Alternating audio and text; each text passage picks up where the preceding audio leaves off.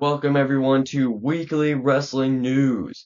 This is a weekly installment where we look at the hottest news stories in pro wrestling over the past 7 days, and we even recap certain shows on here, right here, which we're gonna do for NXT No Mercy. But yeah, this is the series where we look at minor stories, major stories, everything we covered in the series. Starting off with the NXT No Mercy results right here. This was an insane show, heavily impacting the landscape of NXT, and we're going to start off right now. So first off, Nathan Frazier and Axiom defeated Chase U to win the NXT Tag Team titles, and after the match, Ridge Holland of Chase U attacked every single member of the group besides Thea Hale, of course. But he laid out Andre Chase. It was absolutely insane. So Ridge Holland has turned on Chase U. And I do think that's a good thing because he does not fit with Chase U at all, in my opinion. Uh, Zachary Wentz, of course from TNA, defeated Wes Lee. Um, Kalani Jordan defeated Wendy Chu to retain the Women's North American Championship. Oba Femi defeated Tony D'Angelo to retain the Men's North American Championship. Roxanne Perez defeated Jada Parker to retain the Women's Championship of NXT.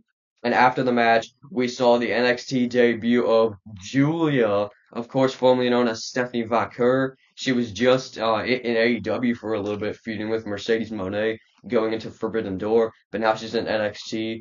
I guess she's gonna fight Roxanne Perez. I hope Julia beats Roxanne Perez because I really want to see Roxanne on the main roster. I think that would be really, really cool.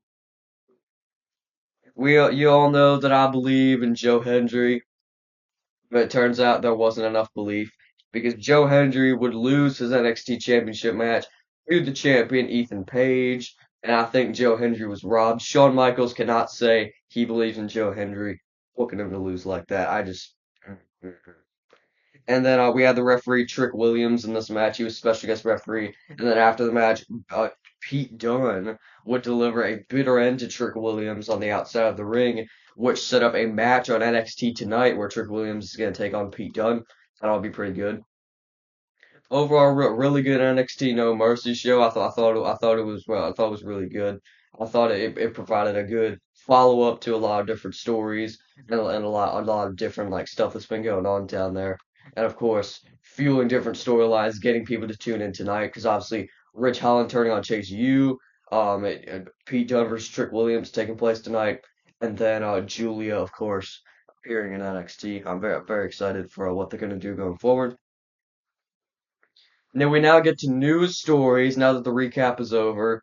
The WWE PC could move to Las Vegas. Right now, I believe the location is Orlando, Florida. It's somewhere in Florida. But yeah, it could move to Las Vegas, which would be a pretty big change. Las Vegas is in Nevada. That's literally like almost halfway across the country, which would be absolutely crazy. It would cause a lot of people to have to move.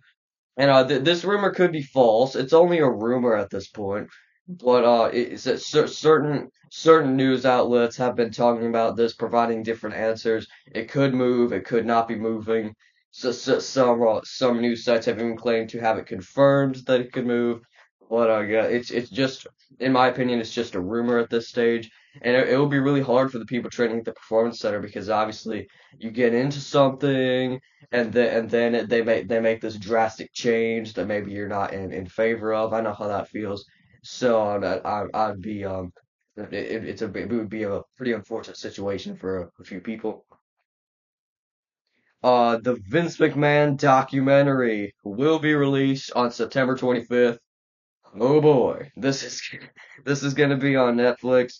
It's gonna be a Vince McMahon documentary, and I'm absolutely 100% watching it. Gonna be released on Netflix, which is actually the same platform the Monday Night Raw is gonna be airing on starting in January. So I'm very excited to see what they do there with the Vince McMahon documentary. This is something that has been talked about, I believe, since before he even resignated from WWE. So that's going to be very, very interesting. Uh, so Machine Gun Kelly appeared on Logan Paul's podcast Impulsive earlier this week, and he talked about how he confronted Randy Orton one time backstage because obviously Randy had criticized him in the past. I'm not really I don't know too many details about the situation, but I guess it is something worth knowing of.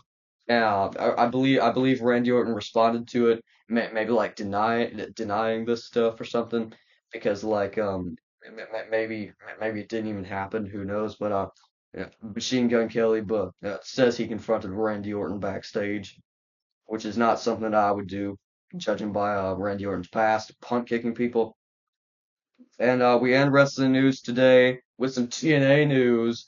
JBL, John Bradshaw Layfield, is in TNA. At the most recent pay-per-view, he stared down Nick Nemeth, who's of course the current TNA World Champion. And it was a very interesting revelation by JBL earlier this week that he said he's just there to recruit talent for Triple H. So yeah, that's one concern I have with like WWE collaborating with TNA because like say like Joe Hendry for example, he's been appearing on NXT a lot, and they want him to like adapt to the WWE style. So maybe when his deal expires, they can take him to WWE, which would in theory wouldn't be the worst thing in the world. Carry Joe Hendry over to WWE. But yeah, it's just get kind of a low tactic when you really think about it.